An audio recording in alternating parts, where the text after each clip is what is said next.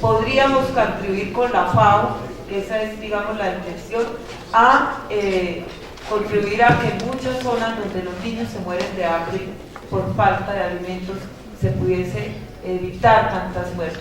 Y por último recomiendo, me parece muy interesante lo de la Universidad Andina, creo que hay que recoger lo de la especialización y maestría que ya está, pero avanzar con los rectores, digamos, en la posibilidad del centro científico, pero me parece que además de eso, compañero Reategui, que sería interesante que el Parlamento Andino proponga la creación de una agenda conjunta en relación con la quinoa, con el Consejo Consultivo de Pueblos Indígenas.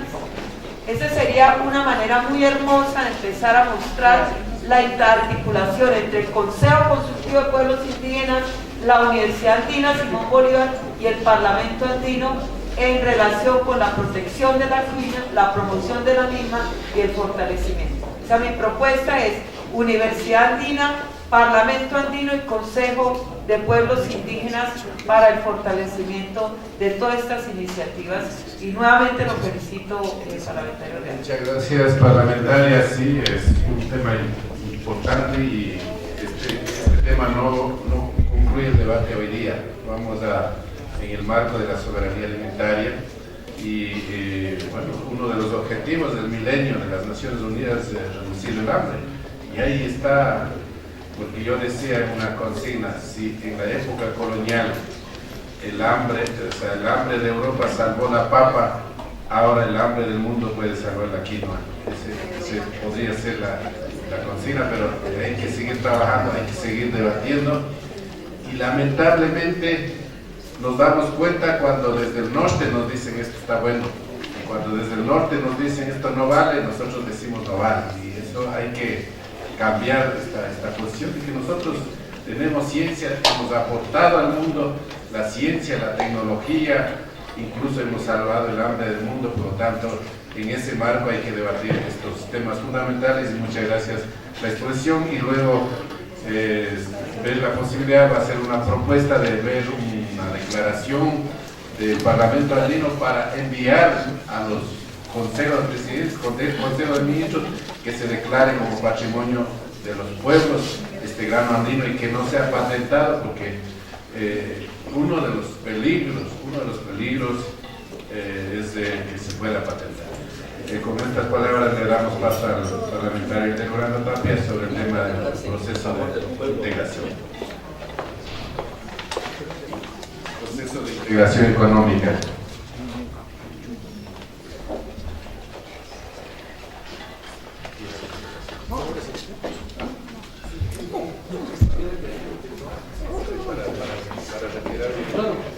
Gracias, presidente.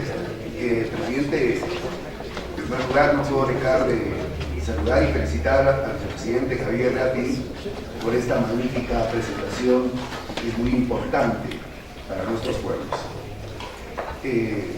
Al dar inicio a la exposición que me han encomendado, quiero manifestar que en este nuevo despertar de un mundo globalizado, con una nueva dinámica económica en el mundo, los capitales fluyen, y los capitales no tienen nacionalidad ni sentimiento, y los capitales van a invertir a los países que le dan seguridad jurídica, política y económica. Y dentro de estos nuevos procesos en el mundo y esta nueva dinámica económica, la creación de alianzas estratégicas y la consolidación de bloques es importante. Es por eso, presidente, que hoy más que nunca es imprescindible la conformación del gran Parlamento Sudamericano.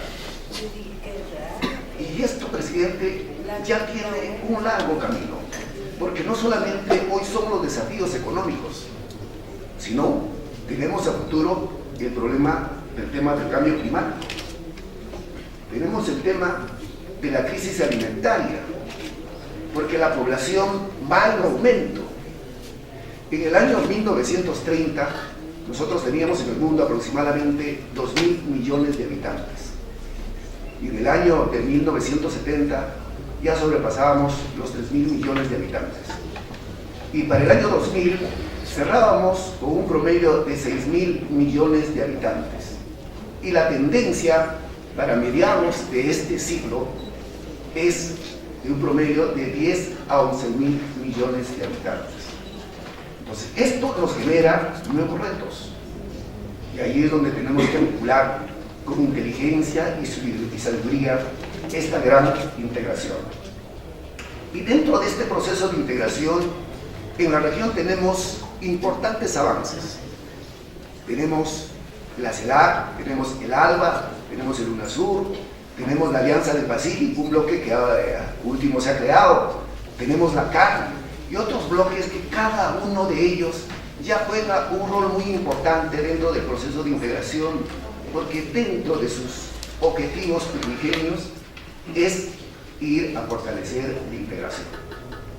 Porque tenemos que dejar de ser una región de exportar materia prima para dar paso a la innovación tecnológica.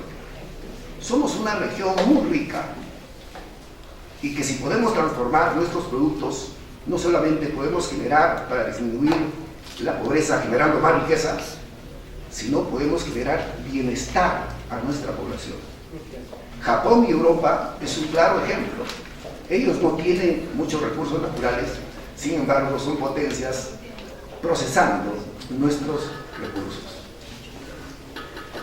Y dentro de este proceso de integración, presidente, yo quiero poner como ejemplo a dos bloques que van a jugar un rol muy importante, al igual que todos, como es el bloque de la Alianza del Pacífico y el bloque de la CAN. La Alianza del Pacífico en estos cortos años ya representa la octava economía del mundo. Solo el año 2010 en sus exportaciones llegaron a más de 450.000 millones de dólares, 60% más que el Mercosur. Y el año pasado sobrepasaron la cifra astronómica de 550.000 millones de dólares. Entonces, esto no es un proceso de integración romántica o soñadora o ilusa. Estos datos son reales. Entonces, no tenemos que nosotros tener miedo a estos bloques, sino más bien alentar a que sigan creciendo y se sigan fortaleciendo, porque cada uno de estos bloques va a jugar un rol muy importante dentro del proceso de integración. Pero ¿quién da inicio a todos estos grandes cambios? Es la CAN, el Parlamento Andino y la Comunidad Andina. La Comunidad Andina, con sus 44 años de existencia, tiene toda una estructura, tiene organismos que están funcionando y asimismo tiene una dinámica económica que va en crecimiento. Hace solo 2 años el intercambio comercial entre los 4 países que lo integran estaba en un promedio de 8.000 millones de dólares. Hoy sobrepasa los 10.500 millones de dólares. Y poniendo un ejemplo, para no cansarnos, de cada país con otro país, solo voy a poner como ejemplo al Perú y su intercambio comercial con todos los miembros de la CAN. Con Ecuador, nosotros en el año 2006 teníamos un intercambio comercial de 1.000 millones de dólares. Hoy ya estamos sobrepasando los 2.000 millones de dólares. Al presidente Correa de repente le puede criticar muchas veces por su forma de hacer política, pero lo que no le puede criticar es por el manejo económico que tiene. Hoy Ecuador tiene unas cifras que ya están bordeando el 5% en su crecimiento de su Producto Bruto Interno, y esto en crecimiento. Entonces estamos dentro de la región de países emergentes, y en la CAN están 4 países emergentes, y las cifras no engañan, sino son realidades. Y nuestro intercambio comercial con Bolivia sucede del mismo modo. En 2006 ese intercambio estaba en un promedio de 200 millones de dólares. Hoy sobrepasamos los 1.000 millones de dólares, y de acuerdo a estadísticas del Banco Mundial y a datos económicos, para el próximo año podríamos estar sobrepasando los 2.500 millones de dólares. Y con Bolivia tenemos una estrecha relación con el Perú. El segundo banco más importante de Bolivia es el BCP, el Banco de Crédito del Perú. Y quien acopia el 70% de la leche que produce Bolivia es el Grupo Gloria de Perú. Y quien compra el 30% de la soya que produce Bolivia es el Grupo Romero de Perú. Entonces esto nos demuestra que hemos dado grandes pasos, grandes avances. Y el crecimiento para este año de Bolivia se proyecta en un 5% en su Producto Bruto Interno. Y Bolivia tiene grandes fortalezas, como tener la segunda reserva de gas más importante de Sudamérica, con 48 trillones de reservas de pies cúbicos. Y lo mismo sucede con Colombia. Con Colombia tenemos una magnífica relación, que nuestro intercambio comercial ya está sobrepasando los 3.500 millones de dólares. Colombia el año pasado creció cerca al 5%, a 4.9% en su Producto Bruto Interno. Y Colombia cada vez se convierte en un país atractivo para la inversión.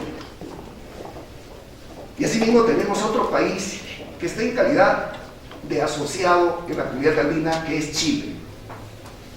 Chile, si hay algo que tenemos que comentar y hablar, es que ha cuidado su manejo económico y su manejo fiscal. Chile el año pasado ha crecido al 5.5%. Chile con el Perú, o Chile tiene inversiones en Perú más de 12.000 millones de dólares, y el Perú en Chile tiene más de 9.000 millones de dólares de inversión, incluido los restaurantes de Gastón Acurio y otras inversiones. Entonces, cuando nos dicen que tenemos muchas debilidades, que no hay fortalezas, yo les quiero decir, queridos amigos, que dentro del proceso de la integración, dentro de los bloques y de acá, hemos avanzado a pasos agigantados. Y nosotros no tenemos los problemas que tuvo la Unión Europea, pero sí nos apena que en el año 2006 Venezuela se haya retirado de la CAM, y con único pretexto de decir que se retira porque Perú y Colombia están negociando un tratado de libre comercio con Estados Unidos. Creo que fue una gran equivocación y una falta de coherencia que la voy a explicar. En Perú, hace 10 años atrás, nuestras exportaciones no llegaban ni a 10.000 millones de dólares. Hoy el Perú sobrepasa los 50.000 millones de dólares en exportaciones y en crecimiento. Hemos tenido tasas de crecimiento del 6, 7, 8, 9%, y para este año tenemos una proyección del 6%. Y este tratado que hemos firmado con Estados Unidos nos abrió las puertas para firmar otros tratados en el mundo, en todos los continentes, con muchos países. Y esto nos está llevando a que nuestra economía siga avanzando, sigan llegando más capitales para invertir. Los tratados de libre comercio no son de efemero, es una negociación entre dos partes. Si la negociación es buena, ambos salen ganando. Pero si hay una mala negociación, es ahí donde se perjudica o se pierde. Uno de los grandes éxitos de Chile en estas últimas décadas es justamente haber firmado más de 25 tratados de libre comercio. Eso es lo que hoy te da la realidad. Eso es lo que nos demanda este nuevo futuro económico en el mundo. Y no podemos cerrar la vista ante esa realidad. Pero ¿qué dijo Venezuela cuando se retira? Que él se retiraba, como les comentaba, porque nosotros firmamos, o que íbamos a firmar, un tratado con Estados Unidos. Pero Venezuela no dice nada cuando tiene un intercambio comercial, el más importante de su país, con Estados Unidos, que ya bordean los 43.000 millones de dólares. No dice nada cuando tiene las 3 refinerías más importantes en Estados Unidos y tiene miles y miles y miles de grifos que sobrepasan los 10.000 grifos en todos los estados de Estados Unidos, los famosos grifos llamados SIGO. Y si ustedes fueron a Estados Unidos, esos grifos son del gobierno de Venezuela. Entonces, si tú dices que eres antiimperialista que dices que estás en contra del imperio y de Estados Unidos, entonces sé coherente y rompe relaciones.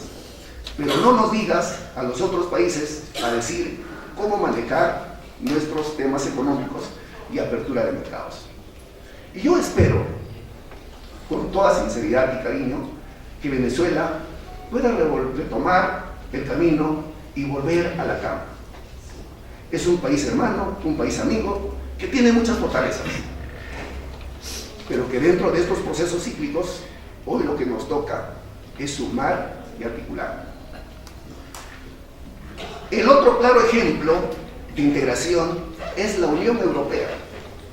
Muchos hablaban de que dentro de la crisis financiera internacional habían algunas voces que decían no, ya la Unión Europea no funciona y muchos países se quieren salir. Totalmente falso. La realidad nos demuestra lo contrario. Más bien acaban de incluir a un nuevo socio que es Croacia, ya tienen de 26 a 27 países que engloba la Unión Europea. Y la Unión Europea ya está empezando a salir de la crisis, porque ellos tienen un fondo de contingencia. Y paralelamente, la crisis no es global en toda la Unión Europea, sino solamente en 5 países.